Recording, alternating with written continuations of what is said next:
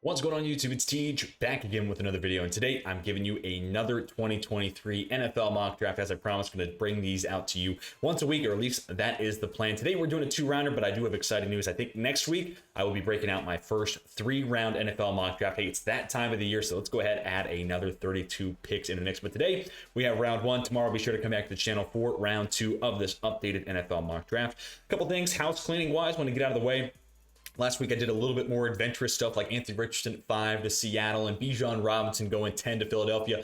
Today might come across a little more chalky. One, didn't want to get yelled at 2 weeks in a row, right? Take a little bit of a break off from some scrutiny. But that being said, I also wanted to try to do a little bit more of a predictive, what I think teams will do, or at least what I think they should do, and keep it a little bit more realistic where I think these guys' draft stock might be right now. But also I wanted to pose a question for you to be able to answer in the comment section down below. And we'll kind of talk about this here really quickly, but how many quarterbacks go in the top 10? Not just in the first round. I want to know how many quarterbacks you predict go in the top 10. You'll get my answer here pretty shortly, but really excited to bring this video to you. Again, be sure to come back tomorrow for round number 2. But one final note before we get started, I have the Indianapolis Colts moving up to number 1. Last week I did Carolina trading with Chicago, moving from 9 to 1 to select Bryce Young.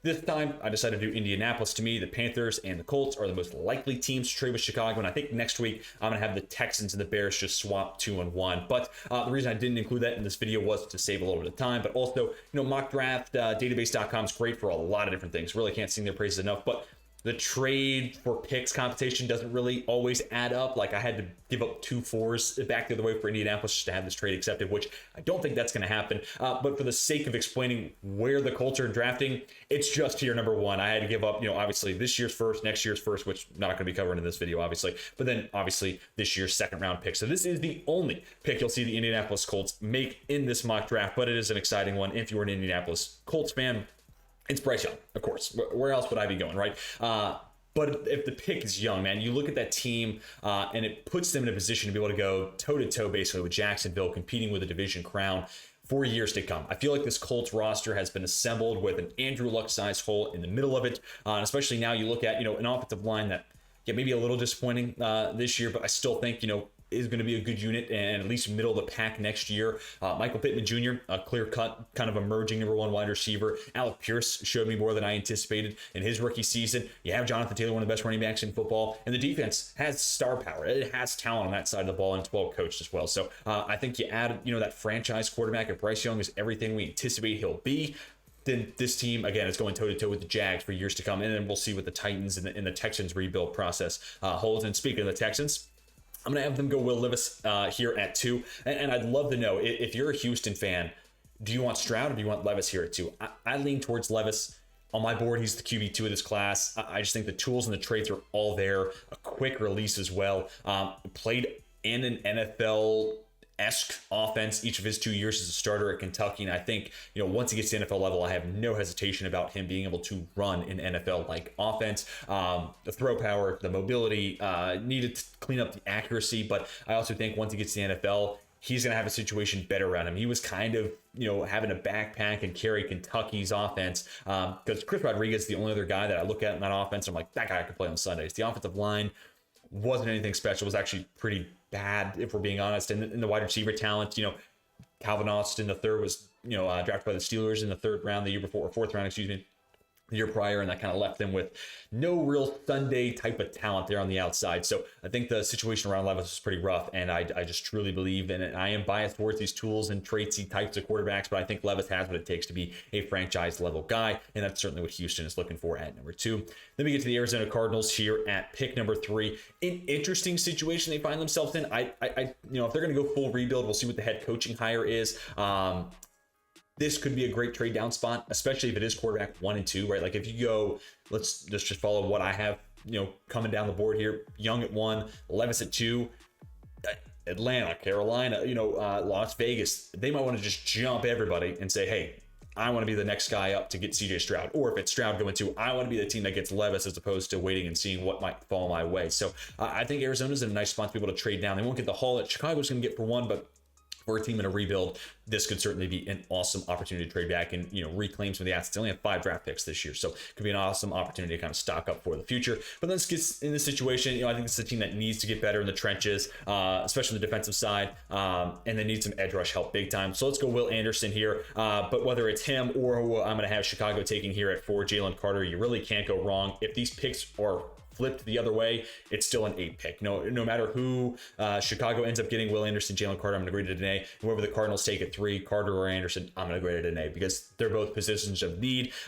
Ultimately, I think I'd like to see Arizona. I'd love to see, for that point, Arizona re-sign Zach Allen, and maybe that's enough in their minds to say, hey, now we really need some edge help. Let's go Will Anderson. So that's kind of what went into my thinking here. And then for Chicago, I mean, they love Will Anderson, don't get me wrong, but Matt Eberflus defense needs that 3 tech. It's something that's why they made the DeForest Buckner trade when he was the DC in Indianapolis. So let's go ahead and get, to me, the best non-quarterback in this draft class and plug Jalen Carter in that huge, massively important role in the Eberflus defense. But again, if it's the other way around, neither team is a loser here. So, and this kind of is the advantage of Chicago moving back to 4, where last week I had him move to 9. I took Tyree Wilson for him, and it's like, that's a project, a work in progress. So, is that really what Chicago wants? You might get a little bit smaller of a haul just because you're moving from 1 to 4, but the advantage is you get a blue chipper. You get a Jalen Carter, you get a Will Anderson, which certainly carries a lot of significance. Now let's talk about the Seattle Seahawks again. I had Anthony Richardson going here last week. I promise Seahawks fans we're not doing that. We're going to be a little bit more conventional this week. Let's go Myles Murphy, 6'5", 275. Another guy who's a little bit of a work in progress for sure. Didn't have great college production, but he's going to test insanely well at the combine. And again, 6'5", 275. Need I say more? The NFL covets athletes, and specifically athletes with awesome frames, and that's exactly what Myles Murphy is, especially when you look at a Seattle defense that Boye Mafe, Uchenna Nwosu right now, the edges going into next year, and both of those guys a little small and not necessarily great run defenders. Myles Murphy, I said there's not a whole lot of college production. I really mean that as a pass rusher. As a run stopper, he was already a really high-level defender there in the ACC, doing it in a Power 5 conference, and I do think that run defense translates to the NFL level. So immediately, I think Seattle gets some run defense help here, but then you also get the potential of a guy being a 10-plus sack a year type of dude in Myles Murphy. Then we get to the Detroit Lions. I'm going to go Brian Brzee here, a pick I've made plenty of times before, but to me also makes just a ton of sense, right? This allows you to play Aleem McNeil full-time at the nose tackle, and it also just gives you a defensive line where Aiden Hutchins is a really high-level athlete, and he really picked it up towards the end of his rookie year. Brian Brzee is a freak athlete, kind of like Murphy, didn't have the most insane production, but also for those two guys, Brent Venables was their DC for the beginning of their careers, and a lot of 3-man fronts in that Brent Venables defense. So they're also catching a lot of double teams. That being said, you got to trust the size and the athleticism here for Brzee, and then with some proper coaching that he can hit his full potential. But to finish my point, Hutchinson, a good athlete, Brzee, a freak, and then Aleem McNeil, especially as a nose tackle, I think a high-level athlete. And then you also have, of course, Houston coming out of nowhere, having a really nice rookie season as well. So all of a sudden, that defensive front looks really, really good for the Lions. And for a team that, especially with Ben Johnson coming back to the OC, they're going to put points on the board. And there's going to be plenty of opportunities where they play from ahead. So getting that type of an athlete added into the mix on the defensive line, adding another potential elite pass rusher that, you had Hutchinson, you drafted number 2 overall last year. Brzee hits potential all of a sudden. It's going to be really hard for teams to throw against the Lions just because of that pass rush. And you're going to have to do that if you're playing from behind against a good offense, of course. So like that fit. Now we get to the Vegas Raiders. This is where I'm going to have CJ Stroud come off the board. Again, this could be a spot where maybe Vegas is looking to move up. Atlanta's here at 8. I'm going to make another video here on the channel in the coming days. I think they should be in the QB market. At least if I'm Arthur Smith, I'm trying to make a case for why we should take a quarterback in the first round. And of course, Carolina or whoever doesn't want to have the Anthony Richardson experience could move up to take Stroud. But let's say here he falls to 7. I think after his college football performance against Georgia, he is a lock for the top 10. Right before that, it kind of felt a little muddy. Maybe he'll go 10 to 15. Now for sure, he's a top 10 pick because he knocked off a ton of the criticisms that myself and plenty of others have levied against him, that he's not great outside of structure. When the play breaks down, he kind of goes down with it. But against Georgia, man, he did a ton outside the pocket, and it did a ton of just creation, right? Like, you look at what the NFL is looking for in a quarterback, with a Josh Allen, with a Patrick Mahomes. These guys are creators. They're not just good quarterbacks, they're not just good facilitators, they're creators. And we hadn't really seen that from Stroud until we saw that college football performance against the best defense in the country and a team that obviously dominated TCU in the college football playoff, and that defense looked damn good then. So that's a huge feather in the cap for CJ Stroud, but also probably the most accurate passer in this draft class. So you talk about adding him into an offense that features Devontae Adams, who to me is still the best, has the best release in football and maybe the best route runner still in football. Darren Waller, Matt Collins coming off an emerging year. Hunter Renfrow ideally staying healthy to play the slot. The offensive line got better with some time across the year. Still some work to be done there, but all of a sudden you can talk about a really nice situation for CJ Stroud to be put into. And, with that type of accuracy, I'd love to see what him and Adams could do. And of course, Hollins, Waller, and Renfrow in the mix as well. But now let's talk about the Atlanta Falcons. Again, I think quarterback should be something that Arthur Smith is trying to pound the table for. But let's just say they don't get that opportunity. They stick here at 8. The top 3 are all gone.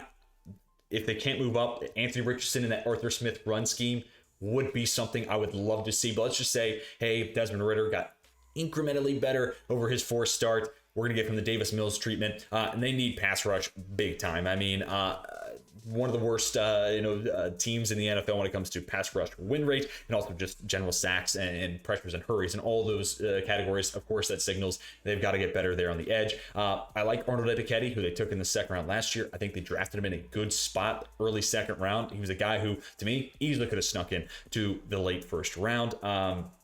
I think adding a Tyree Wilson gives you a really nice balance of skill sets, right? Like Wilson's 6'6", 280 plus pounds, can win with the long arm, can win with power. And then Ebiketie on the other side, great burst, great get off on the line, good bend, a little bit of that, what you would think of as a finesse speed rusher. So you have power on one end, you have speed on the other. That allows you to kind of play mismatch basically against opposing teams and their tackles. So really like that fit. Wilson is a bit of a work in progress, but also like, this Falcons roster in and of itself is a bit of a work in progress. And, especially if they don't make a move for a big time quarterback, which, I don't know if they're looking to do that. This team's probably picking the top 10 again next year, right? So, you have some time for Wilson to try to make his strides and fully hit his potential. Now we get to the Arizona Cardinals. The Carolina Panthers, completely different squad, but Anthony Richardson, it's going to be the pick here. Made this a couple times, and he's such a fascinating prospect. And I think to answer my question, I want you to answer in the comment section. I think we're going to get 4 quarterbacks in the top 10. Anthony Richardson is just such an intriguing prospect, and just like Levis, the tools and traits are going to make him a guy that the NFL wants to take a chance on, right? He's 6'4", 240, and can outrun safeties.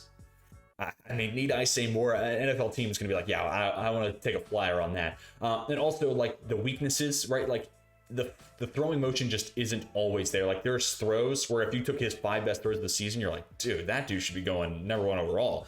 Took his 5 worst throws, you'd be like, that dude's not getting drafted. What? That's way too much work. Or that guy should be going back to school, realistic is what you'd say.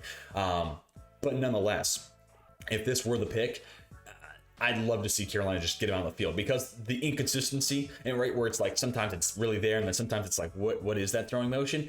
That just signals to me this guy needs to play more football. So I'd love to see a spot where Carolina just kind of throws him into the fire. I know that may not be always great for a rookie quarterback, but I think this guy just needs to see more of the field, needs to see more football, get more playing time under his belt, and I think things will kind of fall into place. But he's got a howler for an arm. Again, can outrun safeties. It's not like Justin Fields, Lamar Jackson speed. It's more like a Cam Newton, which, hey, if you're a Panthers fan, you'd love to see Cam Newton 2.0 fall into your lap, right? So I think an intriguing prospect. Obviously need to clean up the consistency with the throwing motion, the accuracy, all that stuff. But man, I think a risk worth taking. And you look at the NFC South, Brady's, I can't see him coming back to Tampa. Then you look at Atlanta, what are they doing long term? And then the Saints, obviously going to be question marks about what they're doing with the quarterback position, that roster moving forward. If Anthony Richardson hits, you got a good offensive line kind of coming into themselves in front of them, a couple good backs to play off of. DJ Moore is a wide receiver 1, in my opinion, some other pieces to work with. Terrence Marshall Jr. going into year 3. I mean, if Richardson works out, this could be the team that rules the NFC South for the next 5 to 8 years. So I think it's certainly worth the shot there at 9. Then we get to the Philadelphia Eagles, and I've talked about doing this, and now I'm going to finally make it happen. I'm going to have them take my cornerback 1, just narrowly ahead of Devon Witherspoon. But I'm going to go Joey Porter Jr. here. Could play man press, but I also think he's got the fluidity to play in zone. In this cornerback class, I think it's going to be, no matter who you talk to, the list is going to look drastically different. There's going to be people who like Christian Gonzalez as CB1, people who like Devon Witherspoon, and people like me who like Joey Porter Jr., but it's all razor thin between those guys. I mean, I think there's a lot of talent in this cornerback class, and I think there's a lot of depth as well. But let's say the Eagles here maybe lose out on James Bradbury, and they're looking for a potential starter there at the top 10, and they're playing with house money, right? This is the New Orleans Saints pick, so let's go ahead and draft a guy who plays the position of high value, right, at cornerback. Joey Porter Jr. also got better year over year at Penn State, and we hope to see that that growth and that progress continue at the NFL level. And if they keep Jonathan Gannon, I'd be really interested to see what he looks like in that zone heavy defense, because you look at 6'2" and his arm length, you're thinking, okay, that guy can play man press, but I still hold out. I think he can play pretty well in zone, and I'd love to see him working with Darius Slay. I think that'd be a great mentor-mentee relationship, but obviously Philadelphia, depending on what happens with Bradbury, could be potentially looking for a corner, so let's go with my CB1 here, Joey Porter Jr. Then we get to the Tennessee Titans. I'm going to repeat what I did last week. Again, Peter Skoronski just kind of feels like a Tennessee Titan. He's not my off the tackle one. He's going to end up being my OT2. And if you classify him as a guard because of his sub 33 inch arms, it sounds like it's going to be 32 and a quarter, which is pretty short. Not ideal there. But if you consider him a guard, then he's IOL 1, and then Osiris Torrance is a little bit behind him. But I still think of him as a tackle, and I think that's why Vrabel and the Titans kind of make sense. Vrabel just, to me, comes across as like, I don't care how you get it done. You get the job done. I like you. Like, I want you. So I can see Skoronski totally being the guy and a potential Taylor Lewan replacement. Again, I've been saying this 1,000 times. Lewan's contract is very cuttable, right? And for a team that's trying to free up cap space, I think Lewan makes sense as a cap casualty. So Skoronski could be stepping into a starting spot there at left tackle, and we saw Rashawn Slater, the predecessor to Skoronski there at left tackle at Northwestern, do the exact same thing for the Chargers. Or maybe they keep Lewan around and he plays guard, and he's an upgrade over Aaron Bruner. Congratulations, Titans fans. No matter what, it is a win, especially for that team's identity, right? You want to live on the ground and then set up play action. Skoronski certainly helps you do that. Then we get to the Houston Texans. Again, another repeat pick here, but I'd love to see Will Levis and Quentin Johnston. I just need to see that 4.3 speed on the outside at 6'4", 220 plus pounds with the arm strength of Will Levis. I have got to see that go ball. I have got to see Will Levis just let it rip and Quentin Johnston run by everybody. But Johnston's also a great satellite player. I mean, ton of forced missed tackles there at TCU, and that's really interesting when you consider, dude, 6'4", like a lot of times you think Calvin Austin's a great example. 5'8", that's what you think of these small, shifty, get it out wide, throw them a bubble, and let them create for themselves, extension of the run game type of stuff. Now Johnston does it at 6'4", but again with his speed, but also so shifty, he can make it happen, but also just kind of hard to bring down because of his frame as well. So would love to see that pairing, but with that ability to be, that short underneath, satellite player, I think he also makes the game easier for a rookie quarterback for Levis. So you get the boom with, the potential deep ball weapon, but you also get, I think, the ease of trying to make the game simple for a rookie quarterback. So in a lot of ways, I think this is a slam dunk pairing for the Texans. Let me get to the Jets. I'm going to have them take my off the tackle one. I'm glad to see, I think Mike Renner updated the PFF draft board. He now has Paris Johnson Jr. as OT1. Looked great this year at Ohio State.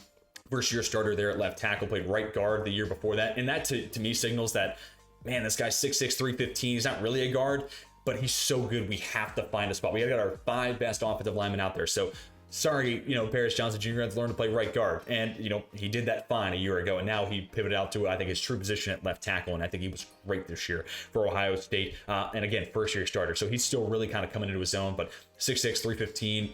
Great footwork too, and awesome mirroring ability. I think this is exactly what you want to see in a potential high-end first-round pick. And I think with the size, the athleticism, and the production, I mean, he checks a lot of boxes. So to me, I think not only can be a guy who steps in and can be a starter right away, but I also think the ceiling is the highest of any of these tackles in this year's draft class.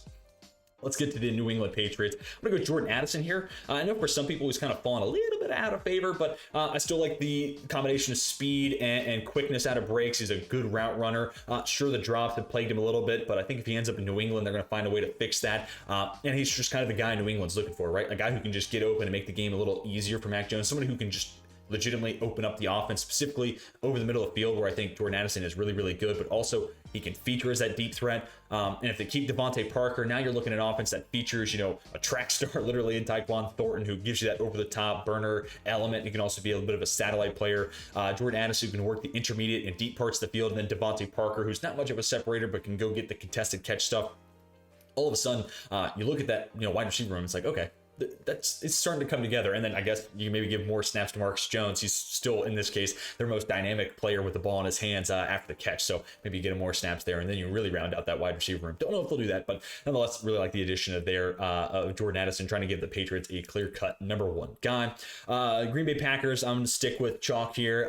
Michael Mayer just gives this team, whoever the quarterback is, a legitimate, nice, solid third option in the offense. Ideally, you're going to see Romeo Doubs and Christian Watson take a step forward moving into year two.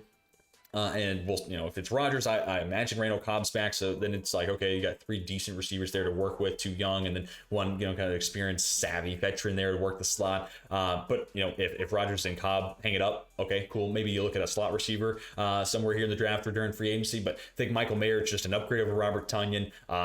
Maybe not be the most insane athlete of this class, but crisp route runner, smart football player, soft hands, can win in man against zone as well.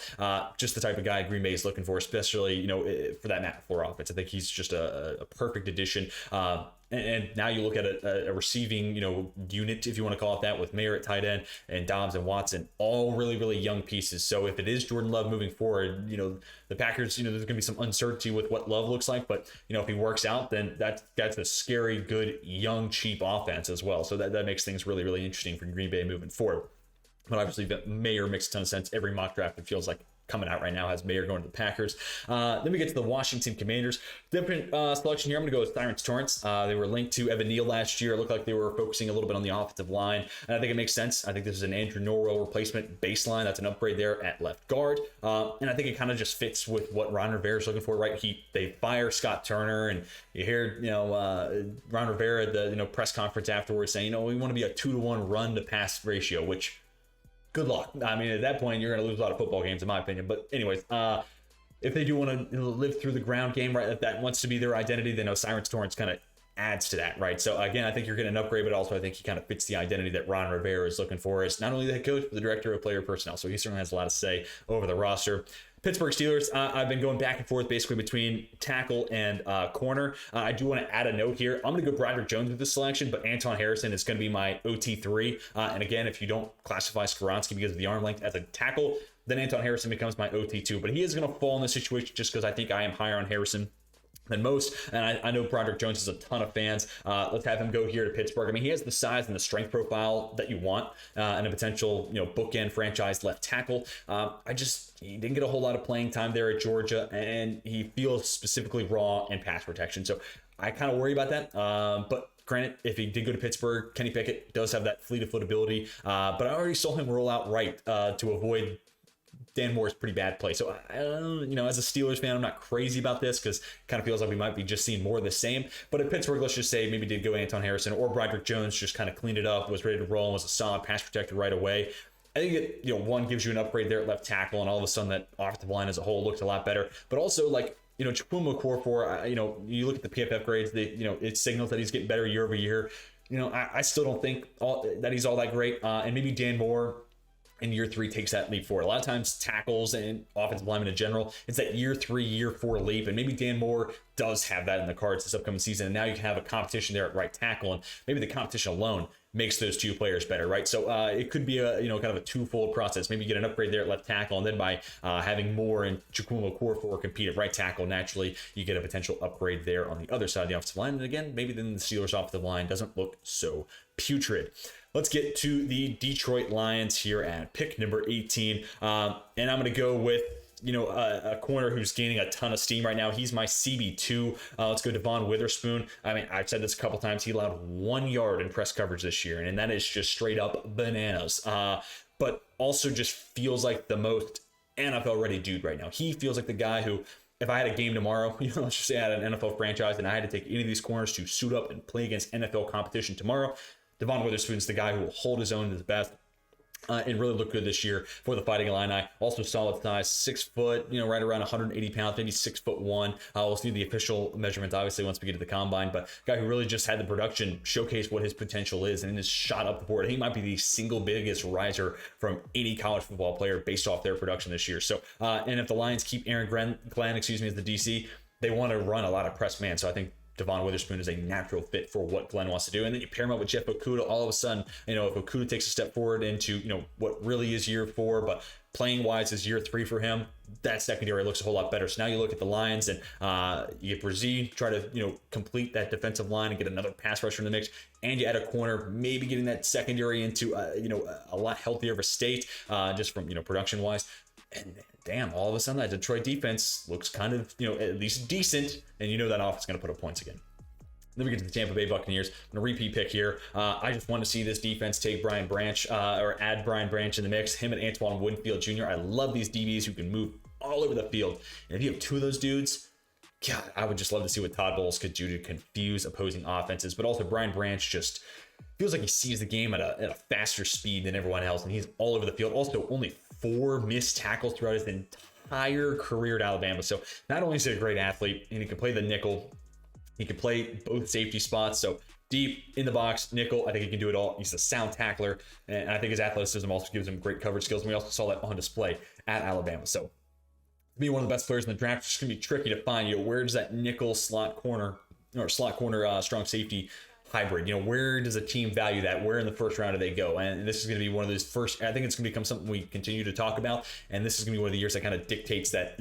Where should you take a player like that? So I am fascinated to see where that conversation goes moving forward. Then we get to the Seattle Seahawks, and I'm going to go Christian Gonzalez here. And in some people's opinion, he's the best corner in this class, and I totally get why. I mean, 6'2", long arms. I think he'll run in the 4.3s, but minimum he'll run low 4.4s. And great fluidity. Really smooth mover. It's just one of those, and this sounds so stupid, it sounds like lazy scouting, but there are just guys who move effortlessly, and we'll talk about one on the other side of the ball here in just a moment. And that's Christian Gonzalez, man. That dude can just, it looks like he doesn't care. It just looks like he's gliding, but he's put it 100%. I'm not saying he doesn't care. I'm just saying it looks effortless when he's breaking on the ball, and because of that ability to flip his hips and move so smoothly, I think he has the size to be a man press corner, but I think he has the other skills that you need to be a solid zone coverage corner as well. So I think he's kind of scheme versatile, and I think an awesome addition to a Seattle defense that would then feature 6'2" Christian Gonzalez, who again, very fluid mover, can flip his hits, can play in that zone heavy defense, and then Tariq Woolen on the other side at 6'4", who ran in the 4.3. So good luck throwing, at least over the top against those guys. Maybe you're going to be running a lot of in-breaking routes to try to get them off the route. So would love to see that addition. And now you're talking about a Seattle team that's added a big body defensive lineman and Miles Murphy, and now they've added another long corner, and that defense just got significantly better, at least in my opinion. Next up, the Chargers. Last week I went wide receiver Zay Flowers, so I continue to alternate between wide receiver and Siaki Ika. I mean, this is just the guy that we've been looking to see the Chargers add, right? Like 350 plus pounds. Ika's 358 pounds, just in case you're curious. In a big two-gapping nose tackle, but also 33 pressures this past year for Ika. He has taken a step forward as a pass rusher. So you're not just getting a nice, solid run-stopping nose. You're getting a guy who can legitimately be a factor in pass rush. And when healthy, it's a pass rush that already features Khalil Mack and Joey Bosa coming off the edge. So, I mean, we've said this a couple times now, where all of a sudden that defense starts to look kind of scary. You add Ika, and all of a sudden, man, that Chargers defensive line and that pass rush in specific, if everyone stays healthy, is a really scary unit to play against. And ideally, then you're getting J.C. Jackson coming off the injury, playing better in year 2 inside that Brandon Staley defense, and things really start to come together. But I am really excited. Be sure to come back for tomorrow's round 2 video. We're going to add that speed receiver. They fired Joe Lombardi. No disrespect. I'm never excited about when people lose their jobs, but I don't think he was doing the best job possible. So hopefully with the right offensive coordinator hire and then a speed receiver that I'm going to give the Chargers in round 2, we can see Justin Herbert fully unlocked. But anyways, tangent aside, let's talk about the Baltimore Ravens. This is the other guy I was talking about that just moves different. Zay Flowers, him and Jordan Addison, to me, the best route runners in this class. And where I think Addison is a technician, right, where like he can come out of his breaks really quick. Zay Flowers, like Christian Gonzalez, it looks like he's gliding. It looks effortless when he moves the ball. And for this Ravens team who has fired Greg Roman, this could be, and I think that firing does open up JSN here. I've talked about in previous mocks where the Ravens don't run a lot of 3 receiver sets, and that's a Greg Roman thing. So would JSN be able to live on the outside? Would you want a guy who could potentially run 4.5, 4.6s even on the outside at 6 foot, 6'1"? But we're not talking about JSN here, so we'll wait till tomorrow's video for that. But Zay Flowers, I mean, regardless of how many receivers on the field, I think this guy can play inside and out. He did that for Boston College. And the big reason why I love this selection, not only you're adding another good route runner, which I think Rashad Bateman is as well, so you're trying to make it easier for Lamar Jackson, but it's the speed, man. I mean, Zay Flowers can scoot. And when you look at that Ravens offense and how run-oriented they are, you force safeties to play close to the line of scrimmage. You're at least making them cheat up 5 yards. And then that sets up the opportunity for Zay Flowers to get behind him. I mean, that's why I've been, years ago I was saying, Will Fuller, add a Will Fuller and your offense is good. And that's why Hollywood Brown had a ton of success, is because Ravens would run the rock, safeties had to cheat up, and all of a sudden you couldn't keep up with Hollywood Brown after you cheated up because you gave up too much coverage or too much leverage, and now he's behind you. So I'd love to see Zay Flowers kind of fill that role that was vacated once they traded away Hollywood Brown. So love this selection there if the Ravens were able to have Flowers fall into their lap at 22. You get the Minnesota Vikings. I'm going to go back to the off-ball linebacker camp. Last week, we took Drew Sanders. Here, I'm going to have them taking my number 1 off-ball linebacker, Trenton Simpson.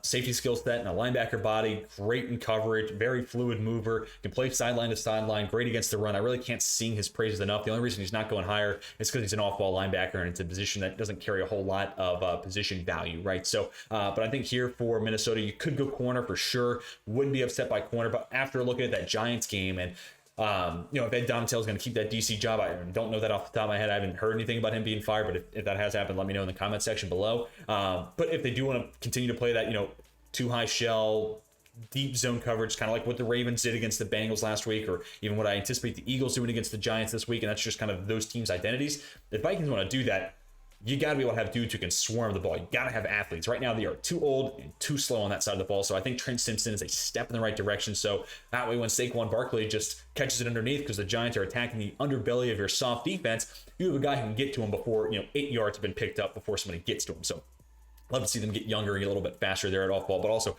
Eric Kendricks isn't getting any younger, and not Anthony Barr. Jordan Hicks, excuse me. I couldn't think of his name off the top of my head, but Jordan Hicks on a 1-year deal, and I don't know if they'll bring him back. So I think Trent Simpson makes a seamless Hicks replacement. And also, again, you get younger and faster at the position. Then we get to the Jacksonville Jaguars at pick number 24. I've been talking about doing this for a while, but I am going to corner here. Keely Ringo, an interesting prospect. He's starting to lose some favor in a lot of people's eyes, and I understand that, but I still see 6'2", long arms, and a guy who's going to run the 4.3s, and I think that checks enough boxes to make him a first rounder. Not necessarily the most fluid lateral mover, right? When you get him working left to right, he can be a little disappointing. And despite 6'2", 4.3, all that kind of says this guy will not let the big play happen. That was actually what he was most susceptible to giving up at Georgia, which is interesting. Now part of that, this is maybe tinfoil hat conspiracy theory time, but I also think Georgia over the last 2 years has had such a good front and such a good pass rush to where I think DBs are coached to only play to a certain depth. Like, hey, the pass rush is going to get there by this point, so don't worry about it getting behind you. And I think maybe that plays a factor into it, and that may sound stupid, but I mean that's I think that's really the only rationale we can have to why Darian Kendrick, a guy who ran in the mid 4.8s, was such a good college corner for Georgia there on the outside. So I think that might also honestly just be how Georgia kind of coaches it. So we'll have to see what he looks like at the NFL level, but again, he'll run the 4.3s. He's 6'2", has great arm length. I think he's worth taking a shot on here in the first round. Excuse me. And for the Jags, it's like Darius Williams didn't play all that well this year. Shaq Griffin makes sense to be a cut candidate and a cap casualty to save up some money and free up some space. The Jags are going to be over the cap next year, so again, Griffin makes a ton of sense to potentially be an option to free up some money for free agency, and therefore there's a starting cornerback job open. I think Keely Ringo could certainly be in contention to be the guy opposite of Tyson Campbell. Now let's talk about the New York Giants. I'm actually going to stay here at the cornerback position. I'm going to go Cam Smith, kind of a guy who the opinions on him vary. He'll certainly be in my top 5 for the corner class, but again, this cornerback group is so deep. Maybe even this could lead the team to going wide receiver first round, where that class and that grouping isn't as deep in my opinion. And maybe you can go corner on day 2 there in the second round or something like that. But here, let's just say Cam Smith could potentially be their best player on the board, and I wouldn't knock him for it. May not have the most insane athletic profile. He did get a little bit more handsy, had more penalties called against him this year than the previous 2 seasons combined in South Carolina, which kind of sucks, but also he's just kind of got a dog mentality, solid size, 6 foot and 190 pounds, and he has the making of a guy who can play some press man, but also play some off zone coverage. So I think he gets some scheme versatility where he can be a man coverage corner, but he also, if you're a cover 4 heavy defense, if he played for Brandon Staley and the Chargers, I think he'd be a great addition to that defense. He could play his lane at a high level. So I think he does come with that scheme versatility, and you look at the Giants and it's you got to give that number 2 corner to Wink Martindale, right? If they keep Adoree Jackson around, I think he's put some good play on tape this year, especially, last week I think did a good job bracketing Justin Jefferson. And I think, honestly, Adoree Jackson did a good job holding his own as best he could against one of the best receivers in football. but add that number 2 corner, allow Wink Martindale to be Wink Martindale, man press on the outside and blitz his linebackers. I'd love to see what the Giants could do if they get that number 2 corner. I think Cam Smith certainly has the potential to be what they need in that spot. Then we get to the Dallas Cowboys at pick number 26. I'm going to go off-ball linebacker for the second straight week. A little boring there. Sorry, Cowboys fans. But, if you go Drew Sanders, you're getting an awesome athlete there in the middle of the field. Anthony Barr's on a 1-year deal. Leighton Van Eris is on a 1-year deal. So there's going to be a starting job open. And now you can get a guy who's cheap, and you have contract control for 4, maybe even 5 years if you decide to pick up his 5th-year option if things work out that way. But again, insane athlete, 5-star recruit coming out of high school, committed to Alabama, transferred to Arkansas, and this year in specific, we really got to see the field a ton and looked really, really good. And he's another one of those guys, maybe not quite as much as Devon Witherspoon, but guy who raised the stock a ton with his play throughout the course of the season. And anything I can do for the Dallas Cowboys to keep Micah Parsons on the defensive line, basically make him a full-time edge rusher, I'd be happy with. They already kind of started to do that, post the Packers game, basically. But I think drafting a Drew Sanders just makes it that much more definitive, like, hey, Micah Parsons an edge rusher now. So that's something I would like to do if I were the Dallas Cowboys. Next, Cincinnati Bengals. I'm going to go Darnell Washington for the second time in as many weeks. He basically gives you your 6 offensive linemen. So if Lyle Collins comes back from injury, continues to struggle, or if Jonah Williams is playing that left tackle spot and he continues to struggle, you have Darnell Washington there to basically chip and help. And he's a guy who legitimately had pass blocking sets in wins against Gervon Dexter, who probably going to be, a day 2 pick, and then BJ Ojolari, who could be a late day 1 or early day 2 type of guy. So those are legitimately impressive wins that he has on his resume. But he's also 6'7", 260 pounds, and a very good mover for somebody that size. And the Bengals are looking for a long-term tight end. So not only do you get the pass blocking and run blocking, type of potential that Washington brings to the table, and it opens up the offense and makes it that much easier to run the ball, makes it also keep Burrow upright, but also it's just one more passing threat that opposing defenses have to account for against an offense that already features, T. Higgins, Tyler Boyd, and Jamar Chase. So make it that much harder for opposing defense to keep up with the Bengals passing attack. Next up, the Denver Broncos. I think this selection makes a ton of sense. Darnell Wright, since flipping over to play right tackle for Tennessee, has been fantastic. I do think he gets a little bit of protection from the Josh Heupel offense. It's kind of like when Cliff Kingsbury first got to Arizona, and all of a sudden it felt like that offensive line got a lot better. The air raid kind of does a little bit to protect that O-line. I think Josh Heupel's offense does a little bit of the same thing. So maybe that is inflating, Wright's numbers just a little bit. But nonetheless, I think he still has the NFL, he's got the size and the athletic ability to be an NFL starting tackle. And I think the production makes sense to take a shot on him in the first round. And for the Broncos, you look at the O-line, maybe you could get a little bit better on the interior. We'll see if they bring back Dalton Reisner. We'll see how that all plays out. Depends on also how you feel about Lloyd Cushenberry. He feels like a polarizing topic of conversation for Broncos fans. If you are a Denver fan, let me know what you think about Cushenberry. But right tackle is kind of the one spot where it's like, I can definitely see you getting an upgrade there. I think Darnell Wright could be a plug-and-play first-round pick for the Broncos. Then we get to the Buffalo Bills. I have not forgotten about Bijan Robinson, and this is so lazy to have him go 29 to the Bills because, one, yes, I know they took James Cook last year. James Cook has been looking really, really good down the stretch of the regular season and the playoffs. So I'm not saying the Bills need to get better than James Cook because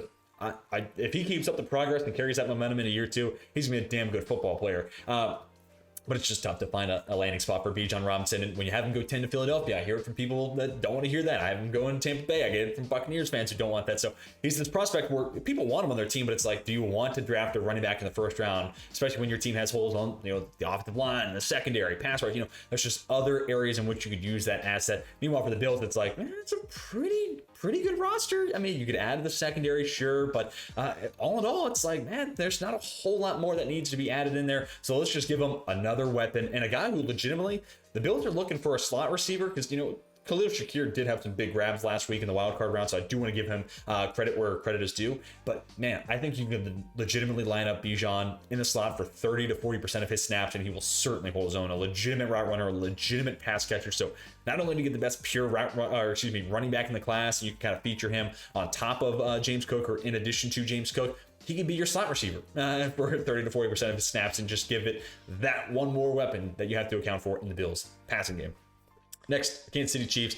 Gonna go pass rush. I've loved going here. I mean, this is a team that plays from ahead, for a majority of the season. So anything you can do to get that pass rush to another level, I think you absolutely need to do it. I think Karlaftis has taken a step forward. Now let's add a Nolan Smith, who I'd love to see Spagnuolo, assuming he is going to be back as a DC next year, incorporate some more stunts and twists and utilize an athlete like a Nolan Smith if this was the route they decided to go. that could be scary because this dude, 5-star recruit, awesome athlete, already a high-level run defender too, which I think brings value to the table here, especially when you're considering a first-round pick. You have a solid baseline of what you're going to get, kind of like what we talked about with Miles Murphy in Seattle earlier on. But for Kansas City here, it's like, man, this guy has the potential to be a 8 to 10 plus sack a year type of guy, on top of what we did last year drafting George Karlaftis in the first round. But he is a little raw. We didn't see a whole lot of growth as a pass rusher at Georgia, which is a little disappointing. Obviously, injuries kind of hampered that, which again, disappointing. But nonetheless, I think there's still potential there as a pass rusher, and minimum as an athlete. Incorporate stunts and twists in your defense and watch him fly by the face of a guard, because they will not be able to keep up. And all of a sudden, it makes it that much harder to try to complete a comeback against the Chiefs, which, again, they're going to be playing from ahead a whole lot. Final pick of the first round, final pick of the video. We get the Philadelphia Eagles. I'm going to stick on the edge here. Last week I went PJ Ojulari. I'm going to go Andre Carter the second here. I just think it's kind of an interesting ad, getting a bigger body in the mix, but I don't think they can go wrong here. And I think corner and edge make a ton of sense for potential additions for the Eagles. One, they prioritize defensive line heavily, and then there could be an opening there at the starting cornerback spot. So going Joey Porter Jr. and then Andre Carter the second, or whoever you think they should go with edge there at 31, I think makes a ton of sense. But that is going to do it for this first round of this updated 2023 NFL mock draft. I'll scroll across the top so you can see who I took and where they went across the top of your screen. But let me know what you think about this mock draft down below, at least the first round portion of the mock. Who's your favorite team? And if this was your haul, what would you grade it? I'd love to hear your thoughts. Did you like it? Did you not? Feel free to go ahead and criticize. I'm not going to get too offended, but let me hear your thoughts down below in the comments section. Love to talk some football with you. Also, be sure to tell me again how many quarterbacks you think go in the top 10. I'd love to have that be our comment of discussion down below in the comment section. But that's going to do it for me. Hopefully you all enjoyed today's video. Be sure to come back tomorrow for round 2. But until then, my name is Teach, and I'm signing off.